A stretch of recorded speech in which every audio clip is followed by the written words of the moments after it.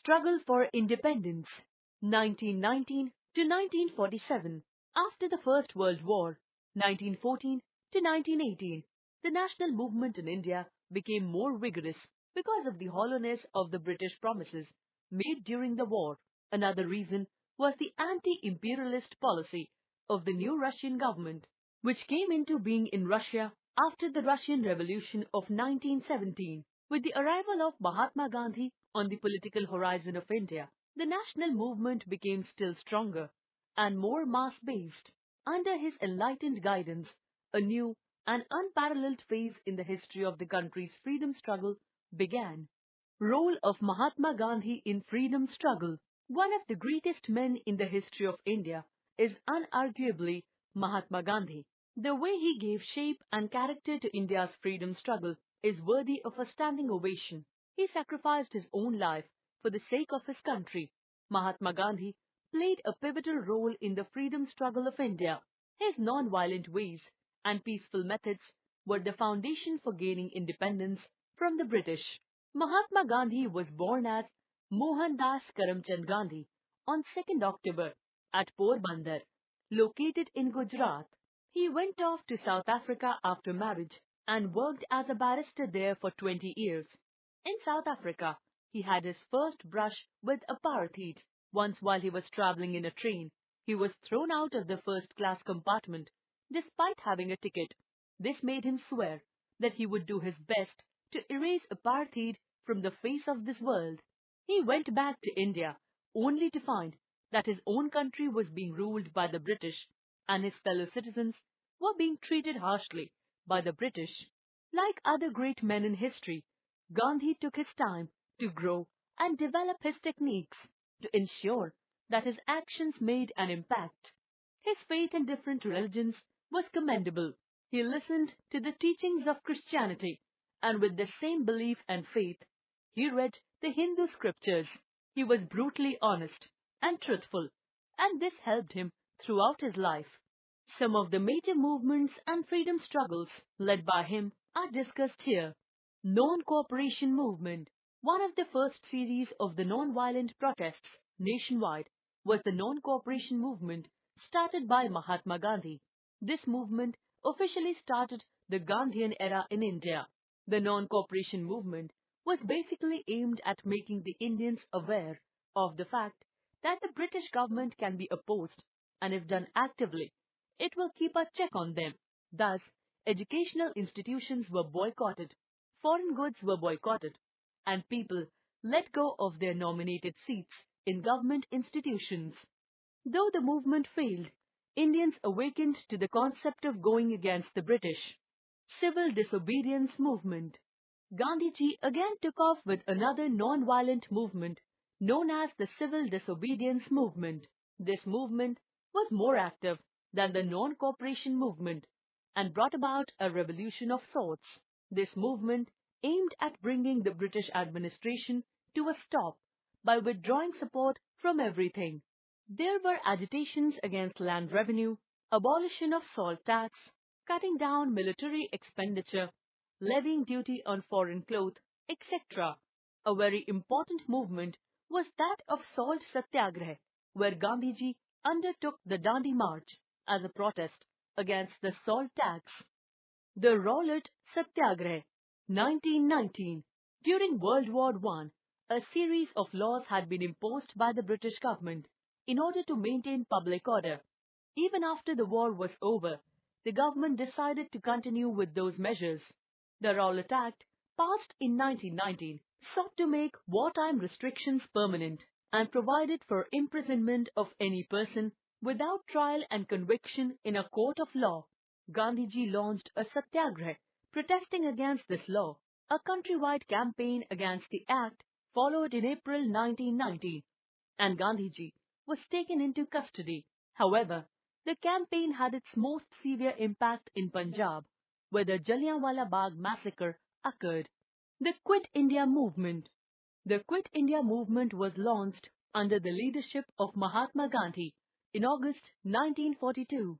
The main aim for launching this movement was to bring the British to negotiate with the Indian leaders.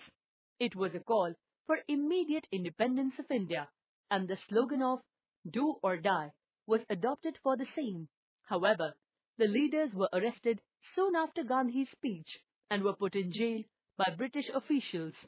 Gandhi went on a fast for 21 days, demanding the release of the leaders. Despite his failing health, the British had to secure the release of the leaders.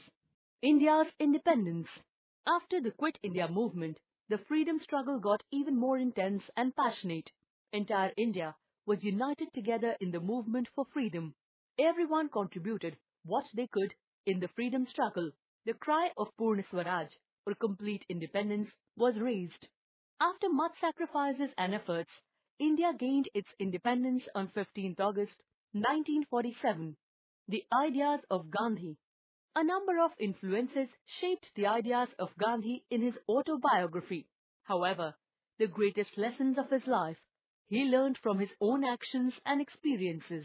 The non-violent methods advocated and practiced by Gandhiji in the struggle for freedom are Satyagraha. It was a noble method which Gandhiji used against British repression. The persons offering Satyagraha suffered hardships without any kind of retaliation. They also suffered imprisonment in jail. It raised them in the eyes of the people as living non-cooperation. To protest against the British injustice, Gandhiji adopted the method of non-cooperation. Gandhiji asked the people to boycott government offices, courts, schools and colleges, assigning a mass character to the national movement. Gandhiji believed that a national movement should involve all the people of the country, so he worked amongst the poorest of the poor and made the national movement a mass movement. Emphasis on social reforms. Gandhiji advocated social reforms as one of his chief mottos. He led a crusade to root out the evil of untouchability. He also worked for the upliftment of women. The Harijan upliftment. Mahatma Gandhi was all for the upliftment of the untouchables. He gave them the name of Harijans, and by living among them and eating with them, he tried to remove the prejudices and hatred from the minds of the common people. Khadi and Charkha.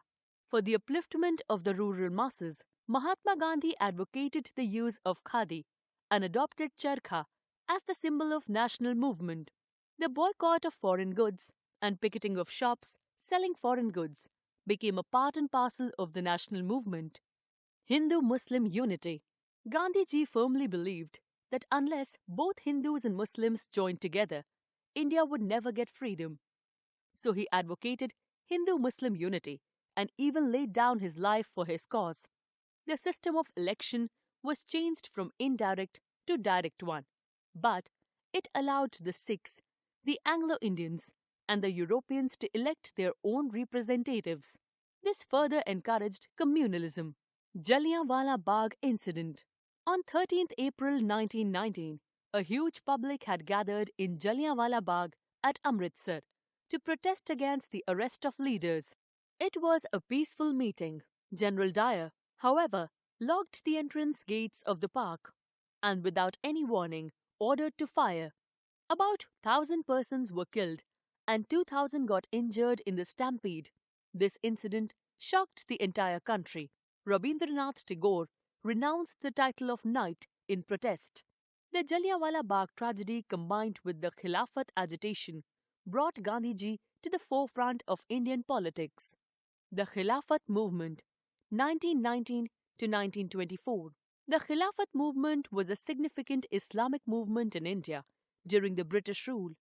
This was an attempt by the Indian Muslim community to unite together in support of the Turkish Empire ruled by the Khalifa, which was attacked by European powers.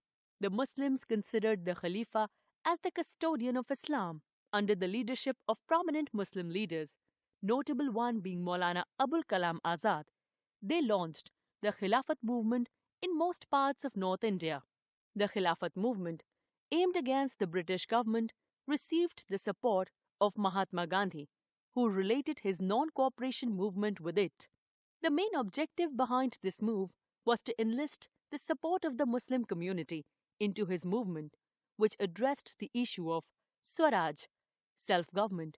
By mid-1920, the Khilafat leaders assured full support to the non-violent methods of Gandhiji, which facilitated the establishment of a united front of Hindus and Muslims against the British government. The Khilafat movement, however, did not last long, owing to some violent incidents in the country, which resulted in the deaths of many Indian and British people. Mahatma Gandhi called off his non-cooperation movement. The movement received its final blow in March 1924, when the original Khilafat movement in Turkey was abolished, following the Islamic country's conversion from a Sultanate empire to a republic. Non-cooperation movement 1920 to 1922. The beginning of the non-cooperation movement under Gandhiji's leadership in 1920 marked the commencement of the phase of mass movement in India's freedom struggle. The background to the movement was provided by the impact of World War I, the Rowlatt Act, Jallianwala Bagh massacre, and the Montague-Chelmsford reforms. The non-cooperation movement was one of the major events in India's freedom struggle against the British. This movement was led by Mahatma Gandhi with the active support of the Indian National Congress. The non-cooperation movement was launched on 1st August 1920. It involved a passive resistance, without resorting to violence, to the British rule by means of surrendering everything related to the government. Councils, courts, schools and other institutions established by the British government were boycotted. Titles were surrendered and important posts in the government were resigned. People discarded even the foreign clothes. The Congress Party established a parallel police force to form an alternative to the government forces. Almost every region in the country participated in this movement, with the involvement of the local leaders. A visit by the Prince of Wales to India on 17th November 1921 was marked by empty streets and closed shops. The non-cooperation movement came to a halt on 12th February 1922 due to a violent incident which killed 25 policemen and an inspector at Chauri Chaura, Gorakhpur. Mahatma Gandhi, being upset by the incident, called off the Civil Disobedience Movement 1922 to 1929. The Swaraj Party. The dull political atmosphere during the period 1922 to 1929, following the suspension of the non-cooperation movement, was enlivened by the birth of the Swaraj Party. Leaders like Chittaranjan Das and Motilal Nehru appealed for the council entry constituted under the Act of 1919. Their objective was to resort to a policy of continuous and consistent obstruction to make the government through the assembly and council impossible. They contested the 1923 elections and secured a large number of seats in the Central Legislative Assembly and the Provincial Council. The Swarajists' influence became so formidable that even Gandhiji had to recognize them as the parliamentary wing of the Congress. But within a few years, the Swarajists found it difficult to accomplish much. The death of Chittaranjan Das in 1925 weakened them. The Simon Commission, 1927.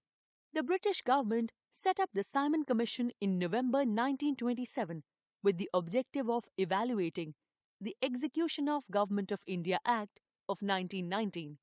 This commission, headed by Sir Simon, reached Mumbai on 3rd February 1928 and was boycotted by all the parties because all the 7 members of the commission were British. Wherever the commission went, it was welcomed by slogans, "Go back, Simon." There were agitations against the commission all over the country. In one such agitation at Lahore, Lala Lajpat Rai was beaten by sticks, which caused his death later.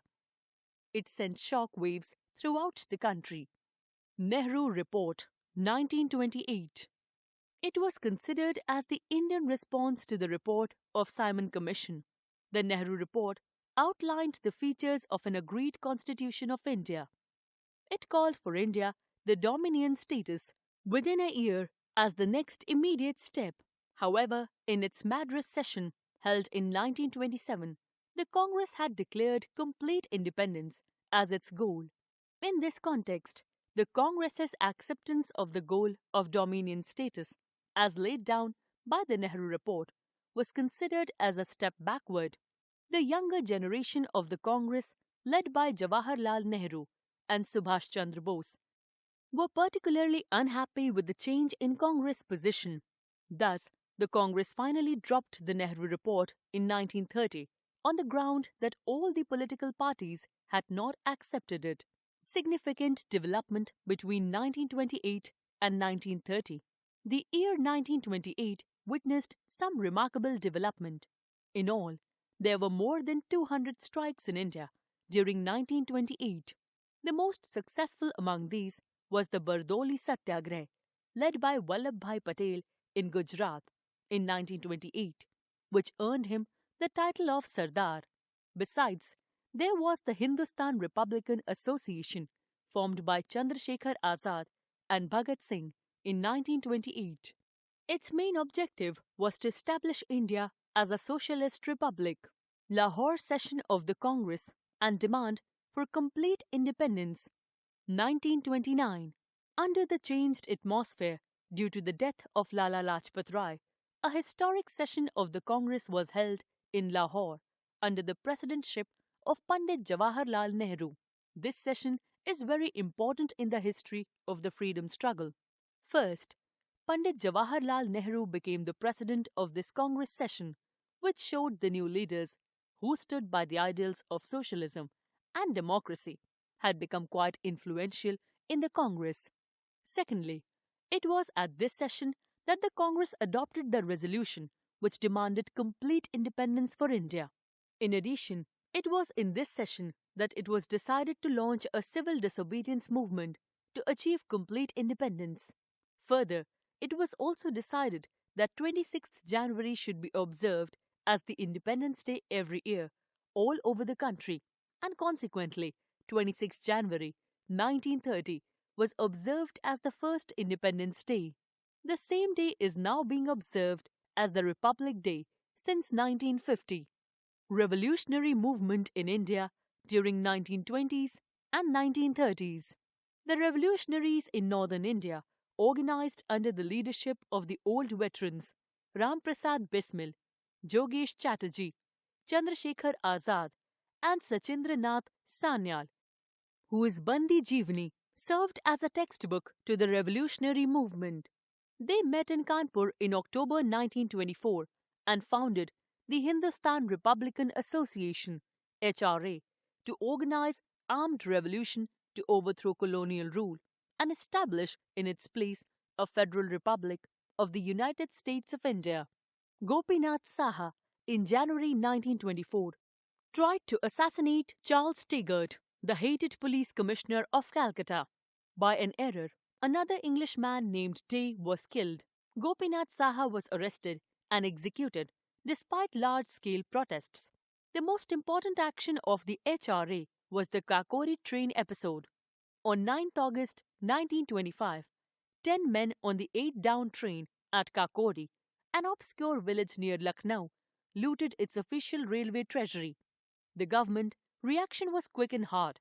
It arrested a large number of young men and tried them in the Kakori case. Ashfaqullah Khan, Ram Prasad Bismil, Roshan Singh, Rajendra Lahiri were hanged. 4 others were sent to the Andaman for life and 17 others were sentenced to long terms of imprisonment. In 1927, the Simon Commission was appointed by the British government to suggest political reforms in India. Sir John Simon and 6 other members of the commission were British. At the Congress meeting in Madras in 1927, it was decided to boycott the commission. Formation of the Simon Commission led to large-scale protests all over. The Kakori case was a major setback to the revolutionaries of northern India.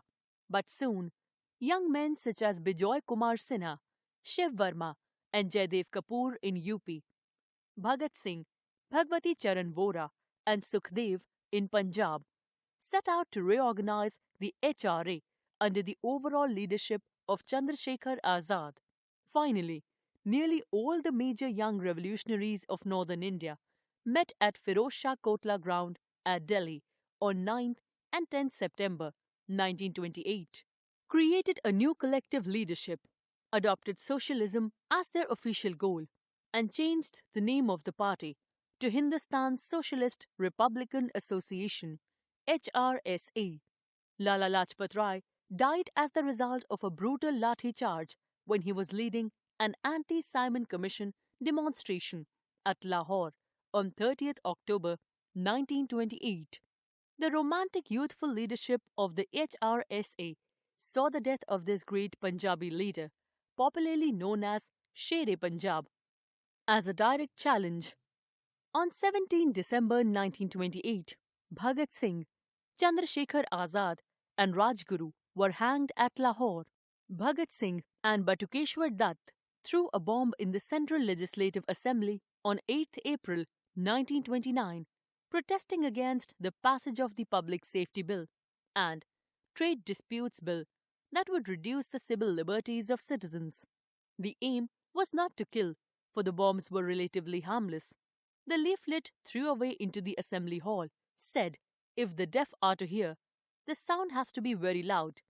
The objective was to get arrested and to use trial court as a forum for propaganda so that people would become familiar with their movement and ideology. Bhagat Singh and B.K. Dutt were tried in the assembly bomb case. Bhagat Singh, Sukhdev, Rajguru and many other revolutionaries were tried in a series of conspiracy cases. During the trial, they said, "When we dropped the bomb, it was not our intention to kill anybody. We had bombed the British government. The British must quit India and make her free." Their fearless and defiant attitude in the courts and their slogans "Inqilab Zindabad," songs such as "Sarfaroshi Ki Tamanna," "Ab Hamare Dil Mein Hai," and "Mera Rang De Basanti Chola" became very popular all over India. Bhagat Singh, Rajguru and Sukhdev became symbols for Indian struggle against the British rule. They became an inspiration for many youths who wanted to see India independent. Sukhdev and Rajguru were executed on 23rd March 1931 and Bhagat Singh on 24th March 1931. Millions of people in India wept and refused to eat food, attend schools, or carry on their daily work when they heard of their hanging. Chandrasekhar Azad had escaped from getting arrested and he continued to organize the revolutionary youths. But on 27th February 1931, Azad was betrayed by an informer and was encircled by a huge army of British troops in Alfred Park, Allahabad. He was asked to surrender, but Azad refused. For several hours, he alone fought against hundreds of policemen. He kept on fighting till the last bullet. Finding no other alternative except surrender, Azad shot himself. A large number of revolutionaries were convicted in the Lahore conspiracy case and other similar cases. Sentenced to long terms of imprisonment, many of them were sent to the Andamans. The revolutionary under trials went on hunger strike, protesting against the horrible conditions in jails. They demanded that they be treated as political prisoners and not as criminals. On 13th September, after 64 days of an epic hunger strike, Jatin Das, the iron-willed young man from Bengal, died. The entire nation rallied behind the hunger strikers. Thousands came to pay homage at every station passed by the train carrying his body from Lahore to Calcutta. At Calcutta, a 2-mile-long procession of more than 500,000 people carried off his coffin to the cremation ground. Popularity of the socialist ideas. The success of the Soviet Revolution in Russia and the reorganization of the Russian society on socialist principles inspired the Indian leaders and revolutionaries. Bhagat Singh and his companions believed in socialist ideas, and Pandit Jawaharlal Nehru was the great Congress leader to inspire socialism among the Congressmen. Peasants and workers also organized themselves in the Kisan Sabhas and the trade unions. In the 1936 session of the Congress at Lucknow, Pandit Nehru declared socialism as the goal of the Congress movement. The Civil Disobedience Movement, 1930 to 1933. 8 years after the non-cooperation movement, Gandhiji began his next movement. In an atmosphere charged with political tension. The civil disobedience movement was launched in 1930. Gandhiji formulated his 11 points of administrative reforms and asked Viceroy Irwin to accept them, but the official response was not favorable. Consequently, Gandhiji started his epic Dandi March on 12th March 1930 along with 78 followers. The subsequent breaking of the salt law at Dandi symbolized the defiance of the Indian people against the oppressive British laws. It also marked the beginning of the civil disobedience movement. Salt laws were broken, foreign cloth was burned, liquor shops were picketed, peasants were asked not to pay taxes, students boycotted schools and colleges, even the government employees boycotted their offices. This was hailed as an epoch-making and path-breaking move that was not to be judged by its physical proportions alone. Government adopted repressive measures, but it further fanned the fire of discontent. Thousands of people, including Gandhiji, were arrested and the Congress was declared illegal. Roundtable Conferences. Roundtable Conferences 1930 to 1932 in Indian history were a series of meetings in 3 sessions called by the British government to consider the future constitution of India. The conference resulted from a review of the Government of India Act of 1919, undertaken in 1927 by the Simon Commission, whose report was published in 1930. The conferences were held in London. The first session, November 12, 1930 to January 19, 1931, had 73 representatives from all Indian states and all parties except the Indian National Congress, which was waging a civil disobedience campaign against the government. Its principal achievement was an insistence on parliamentarism and acceptance by all, including the princes of the federal principle, and on dominion status as the goal of constitutional development. The second session, September to December 1931, was attended by Mahatma Gandhi as the Congress representative. It failed to reach agreement, either constitutionally or on communal representation. The third session, November 17 to December 24, 1932, was shorter and less important, with neither the Congress nor the British Labour Party attending it. The result of these deliberations was the Government of India Act 1935, establishing provincial autonomy and also a federal system that was never implemented. Constitutional reforms, Government of India Act 1935, and formation of provincial legislative government. In 1935, the Government of India Act was passed by the British Parliament. This created an all-Indian federation based on provincial autonomy. The Congress swept 7 out of 11 of the provinces. In July 1937, the Muslim League, which claimed to represent Indian Muslims, secured less than a quarter of the seats reserved for Muslims. While political prisoners were released and civil liberties promoted, the limitations of the Act of 1935 led to few real achievements. The Muslim League fared poorly in the elections. Muhammad Ali Jinnah, the permanent president of the Muslim League, promoted a 2-separate-nation plan. In 1940, the Muslim League passed a resolution demanding Pakistan as a separate country after independence. Role of the communal parties in the struggle for independence. Those parties which work exclusively for the benefit of their own communities, without caring for the greater interests of the country, are called communal parties. During the freedom struggle, the Muslim League was the major communal party, which was formed by the pro-British upper class of the Muslims in 1906. It asked the Muslims not to join the Congress. In this way, it tried to weaken the struggle for independence. Subsequently, the Muslim League raised hurdles in the way of independence by demanding a separate country for the Muslims. As a reaction to the Muslim League, some of the Hindus also formed a communal organization, which was called the Hindu Mahasabha. The Sikhs also formed their Akali Dal. By their narrow outlook, these communal parties brought greater harm to the country than what they hoped to get for their own sects. The demand raised by the communal parties gave an excuse to the British government to postpone India's independence. Demand for Pakistan by the Muslim League. The relations between the Congress and the League, and the Hindus and the Muslims, took a turn for the worse during this period. When the Congress ministers resigned from office, the League felt happy.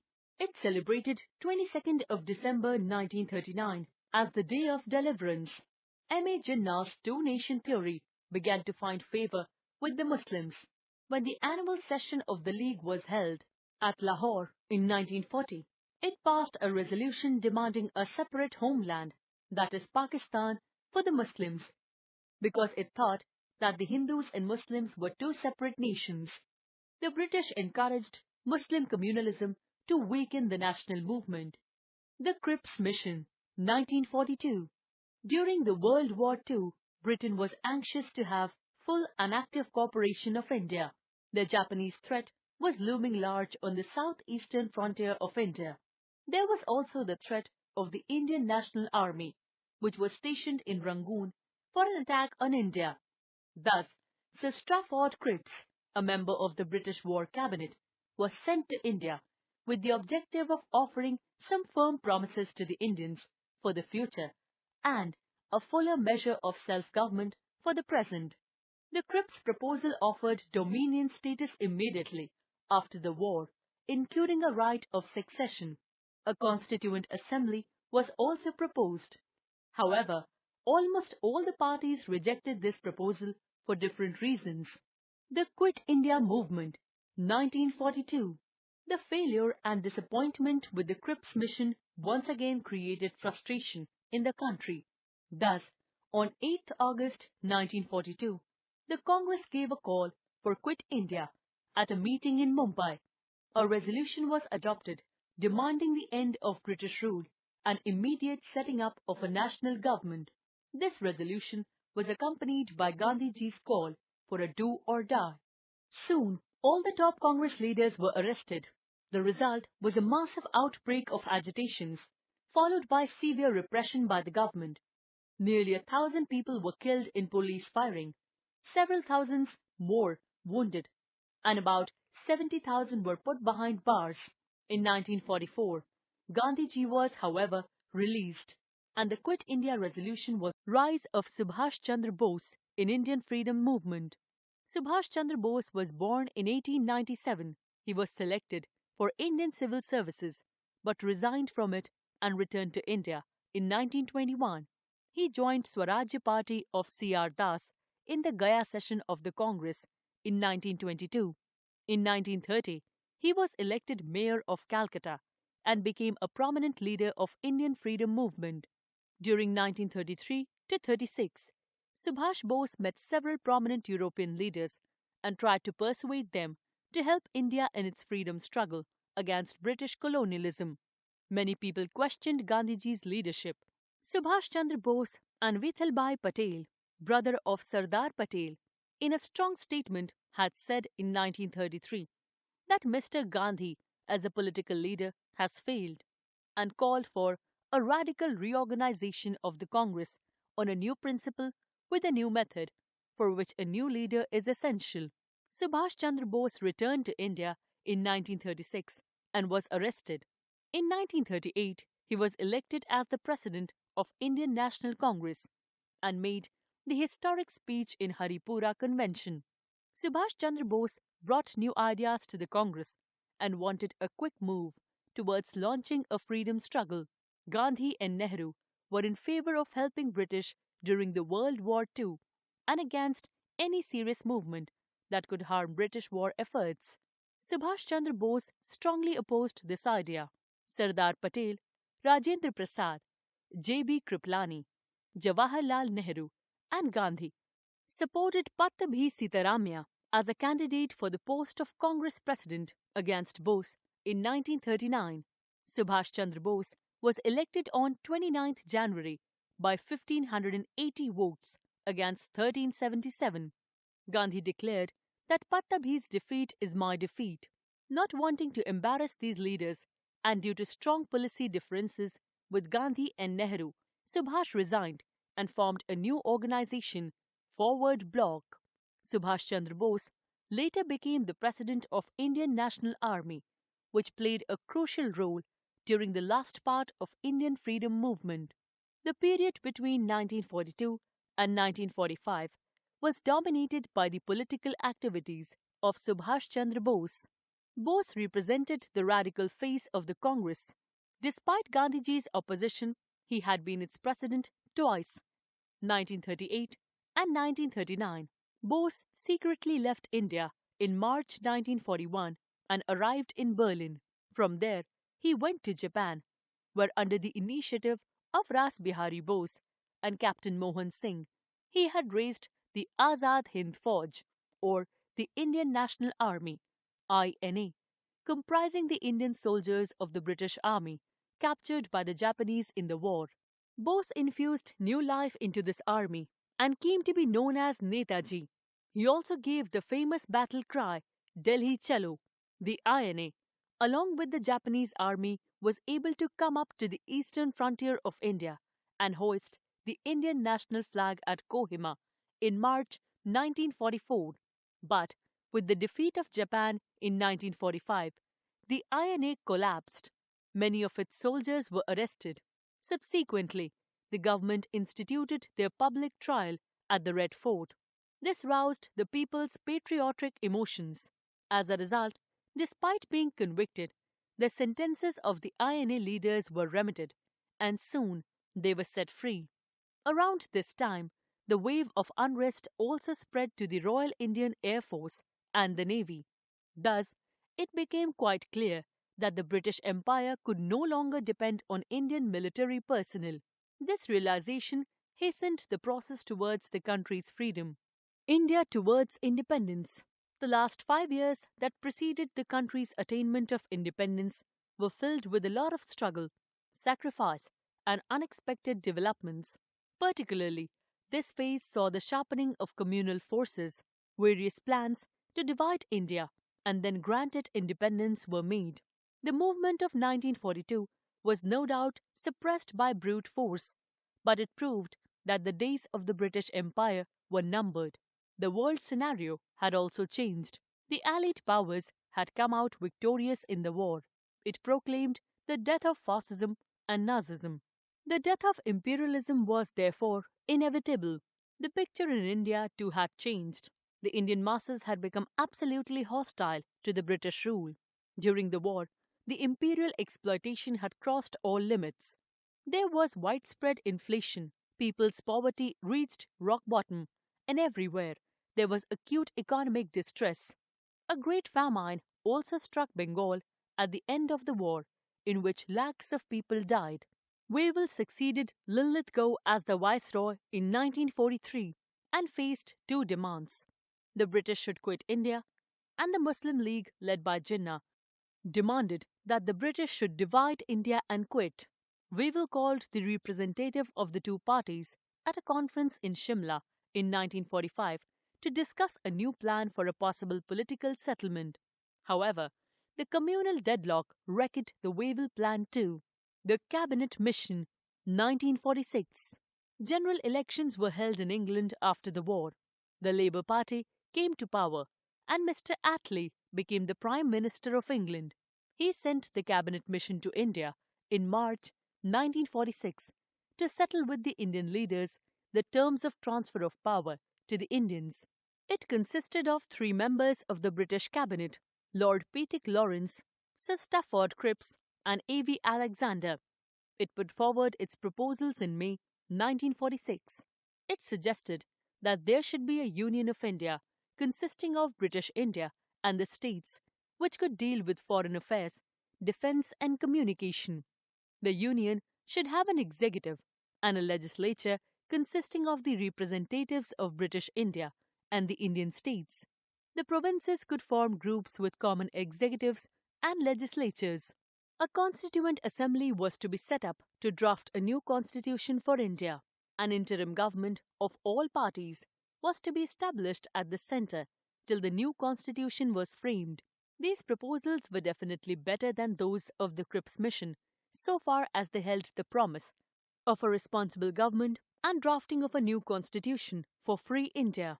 As such, the nationalists accepted most of the mentioned proposals of the cabinet mission because they wanted to achieve independence at the earliest possible time. The elections of the Constituent Assembly took place in July 1946. The Congress gained majority in it. The Muslim League boycotted it and observed Direct Action Day on 16th August 1946 to achieve Pakistan. There were Hindu-Muslim riots all over the country, especially in Bengal. It was a black chapter in the history of India. Hundreds of lives were lost. Thousands of people were injured. Property worth crores of rupees was destroyed. Gandhiji toured Bihar and Bengal to restore peace. An interim government headed by Pandit Jawaharlal Nehru was set up by the Congress in September 1946. The Muslim League also joined it in October 1946, but both the parties could not put on the Independence Act of 1947 and the partition of India. The Muslim League boycotted the Constituent Assembly. So, on February 20, 1947, Mr. Attlee made a statement which astonished India and the world. He declared that the British would quit India by June 1948. But communal riots broke out in different parts of the country. Loot, murder, arson and bloodshed created chaos and anarchy in the country. The political condition in India had taken a serious turn when Lord Mountbatten arrived in India in March 1947 as the new viceroy. He handled the situation with great skill. He held discussions with Indian leaders and came to the conclusion that partition alone could solve the Indian problem. On June 3, 1947, Lord Mountbatten announced his plan. It was based on the division of India into two parts, that is India and Pakistan. The Congress leaders accepted this plan with a heavy heart to avoid large-scale bloodshed going on in the country. The British Parliament passed the Indian Independence Act on July 18, 1947. As a result, the British rule in India came to an end on August 15, 1947, but it led to the partition of the country into India and Pakistan. Pakistan consisted of Sindh, Baluchistan, NWFP, West Punjab, East Bengal, and the Sylhet district of Assam. The rest of the country was included in India. The transfer of power in August 1947 is a great landmark in the history of India. India won freedom but lost its unity. Causes which led to the partition of India in 1947. There were many causes which led to the partition of India in 1947. The divide and rule policy followed by the British government in India was much responsible for the same. In order to stem the tide of nationalism in India, they themselves tried to divide the country one way or the other. The obstinacy of the Muslim League and its preaching that the Hindus and the Muslims were two separate nations was bound to result in the partition of the country. The appeasement policy of the British government was bound to encourage the Muslim League leaders to ask for more things and even to raise the demand for Pakistan, which could not be created without the partition of the country. Some of the missions sent by the British government to settle the political problems of India themselves accepted the claim of the Muslim League for Pakistan. The Cripps mission sent to India in 1942 itself suggested that any province of British India that was not prepared to merge with the Indian Union would be allowed to retain its existing position and be given the same status as the Indian Union. The Muslim League and the Indian National Congress seldom tried to cooperate with each other on any issue. They always held opposite views. Lastly, the communal riots which had broken out in different parts of the country were taking a heavy toll on human life. Hence, there was no other alternative except to accept the partition of the country.